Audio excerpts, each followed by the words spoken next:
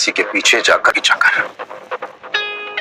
के देख मैडम किस होटल में रुकी। ध्यान रहे, हाँ? कोई भी तुझ पे शक ना करे। जल्दी भाग, फटाफट भाग।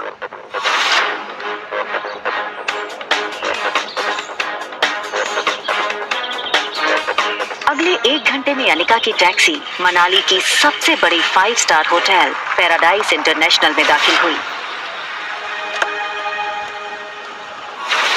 रुकिए।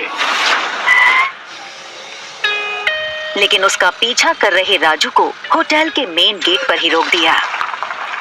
होटल का प्रीमियम इंटीरियर्स और फर्नीचर्स, आकर्षित एम्बियंस और वेलकमिंग स्टाफ को देखकर समझ आ रहा था कि क्यों देश विदेश से आए टूरिस्ट्स मनाली के इस शानदार होटल में रहना पसंद करते थे।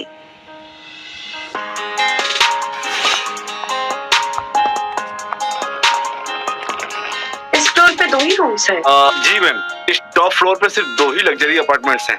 एक आपका और दूसरा हमारे होटल के मालिक रोहित मारवा सर का है। प्रेसिडेंशियल स्वीट एक काफी लग्जूरियस अपार्टमेंट था।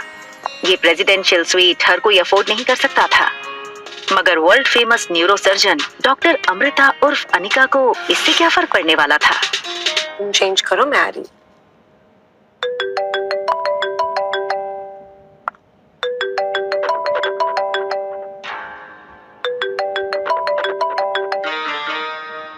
Hello Anika, what kind of behaviour is this? Kunal 2 घंटों से एयरपोर्ट पर तुम्हारा इंतजार करता रहा। तुम उसके साथ आई क्यों नहीं? कहाँ हो तुम? आ रही हूँ मैं। अनिका और उसके पिता गौतम के रिश्तों में दरार की वजह गौतम खुद था। 6 साल पहले गौतम ने अनिका से मुंह फेर लिया था और उसकी बेटी रिया को अपनाने से मना कर दिया था। इन 6 सालों में गौतम ने कभी भी अनिका को याद नहीं किया और आज उससे डिवोर्स पेपर साइन करने के लिए बार बार कॉल किए जा रहे हैं। लेकिन डिवोर्स पेपर के साथ साथ गौतम अनिका से कुछ और भी चाहता था। लेकिन क्या? तभी अनिका के फोन पर उसकी असिस्टेंट राजलक्ष्मी का फोन आया। हेलो मैडम, आशा करती हूँ आपकी फ्लाइट सेफ और कंफर्टेबल रही होगी और आपकी नींद भी पूरी हुई होगी। अब ये बताओ, एक्टिंग करने के लिए फोन किया या कोई नई बात बताने के लिए? अरे फिर से वो बिजनेस टाइकून रोहित मारवा का मेल आया था। वो अपनी दादी माँ का इलाज देश की सबसे बड़े न्यूरोसर्जन डॉक्टर अमृता यानी आपसे करवाना चाहता है। इस वक्त वो मनाली में ही है। आप भी मनाली में हैं, तो मैंने सोचा क्या मैं अपॉइंटमेंट फिक्स कर दूं? नहीं नहीं, बिल्कुल नहीं। ये बड़े लोग अपने बड़े बुजुर्गों की चिंता का सिर्फ ढोंग करते हैं। इनका असली मकसद ना कुछ और ही होता है। बड़े बुजुर्गों की प्रॉपर्टी, उनका बिजनेस और पता नहीं क्या क्या। हमें इनसे दूरी रहना चाहिए। Okay, as you wish. वैसे एक बात बता दूं, मैंने सुना है कि रोहित मारवा की पर्सनालिटी काफी डैशिंग है। टॉल, डार्क, हैंडसम और इतनी कम उम्र में इतना बड़ा बिजनेस टाइकून। और अगर लाइफ में थोड़ा रोमांस आ ही जाता है तो इसमें क्या नुकसान है? रोहित का फोटो भेजो। अगर ऐसा ही है तो एक काम करो, तुम ही उसे डॉक्टर अमृता बनकर मिल लो। कि डॉक्टर अमृता के चेहरे को यहाँ कोई नहीं जानता। यहाँ मैं सिर्फ अनिका गुलेरिया हूँ। ठीक है, रोहित की फोटो भेजूंगी, एक बार देख लेना। अनिका हंसते हुए फोन काट देती है, लेकिन इसके पहले कि अनिका लिफ्ट के अंदर जा पाती, तभी अनिका को लगा जैसे मानो उसके पीछे कोई खड़ा हो।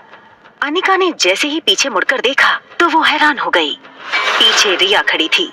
उसका चेहरा कुछ उखड़ा हुआ था और वो बस अनिका को एक टक देखे जा रही थी।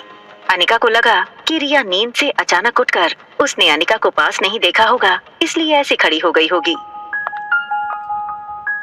मम्मा जल्दी वापस आ जाएगी और आते हुए ना आपकी फेवरेट चॉकलेट आइसक्रीम ले आएगी, ठीक है? आप जाओ कमरे में और आराम करो या अपनी फेवरेट वीडियो गेम खेल लो, ठीक है?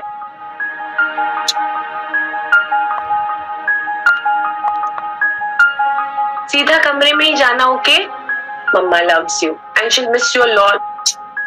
बाहर जाने की जल्दी में अनिका एक बात भूल रही थी कि उसने अपने कमरे का दरवाजा बाहर से बंद किया था। फिर भी रिया रूम से बाहर कैसे आ गई थी? तभी एक टॉल और हैंडसम आदमी होटल के टॉप फ्लोर के कॉरिडोर में तेजी से चलता हुआ आता है। ये आदमी था मारवा इंडस्ट्रीज का सीईओ रोहित मारवा।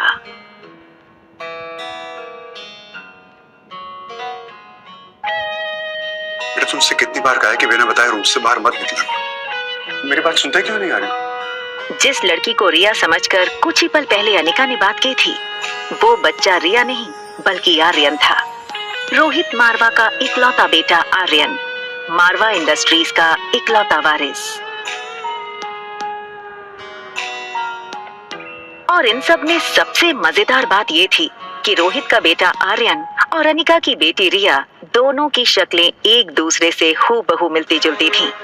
और रिया अभी भी अनिका के कमरे में सो रही थी। तुम्हारा ध्यान कहाँ है आर्यन? मैं तुमसे बात कर रहा हूँ, चलो अंदर।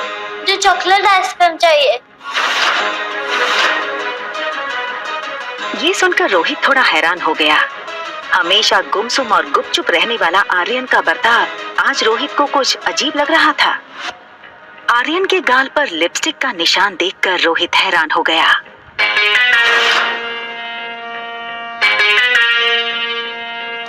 रोहित ने तुरंत सिक्योरिटी चीफ को फोन करके उसके रूम के बाहर का सीसीटीवी फुटेज तुरंत मंगवाया।